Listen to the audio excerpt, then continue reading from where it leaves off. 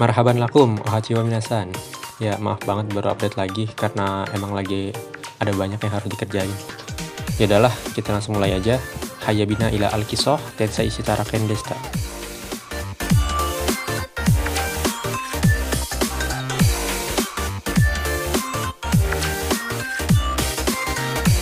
Perjalanan Master dan Fran pun akhirnya dimulai. Selama perjalanan, mereka membunuh banyak monster dan mengambil beberapa material untuk dijual. Saat itu, Master menanyakan Fran, kenapa dia memanggilnya Master. Fran bertanya balik dengan nada sedih. Di sini Fran menjawab bahwa dia bisa merasakan semua pengalaman bertarung yang telah dilalui oleh Master saat memegangnya. Fran ingin menjadi kuat seperti Master, oleh karena itu dia memanggilnya Master. Alasan Fran ingin menjadi kuat karena dia ingin berevolusi. Entah karena alasan apa, belum ada satupun dari ras kucing hitam seperti Fran yang pernah berevolusi. Untuk mencapai evolusi, Fran sejak kecil sudah diajak berpetualang bersama orang tuanya. Namun sangat disayangkan orang tua Fran meninggal sebelum menemukan cara untuk berevolusi. Setelah kehilangan orang tuanya, Fran melanjutkan petualangannya seorang diri untuk menemukan cara berevolusi. Saat sedang mengembara, Fran tertangkap oleh pemburu budak dan dia harus kehilangan kebebasannya selama 4 tahun. Dan sekarang Fran ingin melanjutkan petualangannya untuk mencari cara berevolusi. Mendengar cerita Fran, Master menangis dengan keras yang kemudian menggunakan skill telekinesisnya untuk mengelus kepala Fran. Dia juga berjanji akan membantu Fran mencari cara untuk berevolusi. Akhirnya mereka berdua punya tujuan yang jelas dalam petualangan mereka. Demi menjadi kuat, mereka harus banyak bertarung. Master di sini menjelaskan mengenai sharing skill yang dimilikinya. Dengan kata lain, Fran akan bertambah kuat selama Master juga bertambah kuat. Master juga memberitahu kalau Fran bisa memberinya makan kristal untuk bertambah kuat. Fran ketika itu langsung mencoba memberi makan kristal langsung ke mulut Master. Namun langsung dihentikan oleh Master. Dia memberitahu Fran kalau caranya dengan mengarahkan kristal ke bilah pedangnya. Master tiba-tiba merasakan kenikmatan tersendiri. Ya intinya di sini Fran paham cara kerjanya dan membuat emot mantap. Sekarang Fran sudah memiliki pedang untuk menyerang, namun perlengkapannya masih sangat minim. Oleh karena itu mereka berencana pergi ke kota terdekat untuk menjual beberapa material yang tersimpan di dalam dimensional storage milik Master. Fran memiliki skill Direction Sense atau penunjuk arah, sehingga Fran yang memimpin jalan menuju kota. Dalam perjalanan, mereka berburu monster, kemudian berkemah, makan, meningkatkan skill, dan turu. Ya begitulah mereka menghabiskan hari-harinya dalam perjalanan. Hal itu terus berulang sampai akhirnya mereka keluar dari hutan. Sekeluar dari hutan, mereka menemukan sebuah jalan raya. Fran menikmati hembusan angin yang mengarah kepadanya. Tidak lama setelah itu, terlihat pedati yang sedang diserang oleh goblin. Mereka berdua segera berlari ke sana dan membunuh semua goblin. Master membantu bagian belakang Fran dengan mengeluarkan skill Aura Blade. Kemudian dia menjelaskan ke Fran bahwa itu adalah skill yang bisa menebas musuh tanpa perlu bergerak. Setelah itu, Pak Kusir pun turun dari pedatinya dan mengucapkan terima kasih.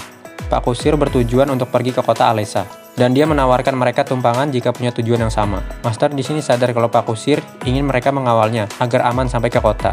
Mereka berdua menerima tumpangan tersebut sambil menanyakan beberapa hal. Selama perjalanan menuju kota Alessa, mereka mengetahui kalau Pak Kusir adalah seorang pedagang bernama Randel. Dalam beberapa bulan terakhir, monster lebih aktif dan sering muncul hingga ke jalan, seperti kejadian sebelumnya. Randel berspekulasi kalau ini ada hubungannya dengan monster-monster kuat di Marrowplane yang saling berebut wilayah. Hal itu membuat banyak monster kecil kabur dari sana.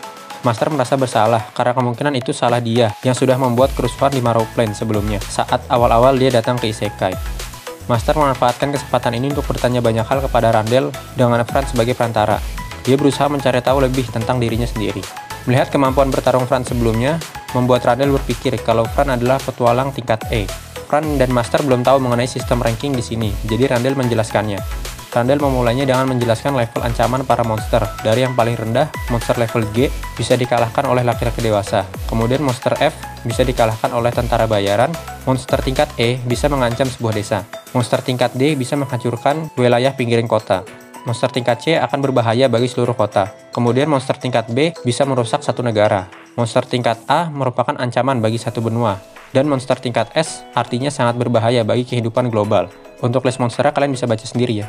Kemudian Randel melanjutkan penjelasan tentang peringkat petualang. Dari yang paling kecil adalah peringkat G atau Train. Selanjutnya peringkat F atau Fledgling. Peringkat E Beginner, kemudian peringkat D Skilled, peringkat C Veteran, dan peringkat B adalah peringkat tertinggi yang dapat dicapai oleh seorang petualang. Kemudian peringkat A ini diisi oleh petualang yang dianggap heroes atau pahlawan yang hanya ada beberapa di setiap negara. Gue sendiri belum tahu juga siapa syaratnya biar masuk peringkat A ini. Kemudian terakhir peringkat tertinggi adalah peringkat S, orang-orang legendaris yang hanya ada 8 di dunia. Kapan-kapan kita bahas siapa aja 8 orang ini. Terus sebagai tambahan, Randall juga menyebutkan beberapa petualang peringkat A yang terkenal seperti Falun dan Amanda. Setelah menjelaskan itu semua, Randall menyarankan Fran untuk bergabung ke dalam guild petualang dan memverifikasi peringkatnya. Fran terlihat bersemangat untuk menjadi petualang. Beruntungnya di kota Alessa terdapat guild yang cukup bagus.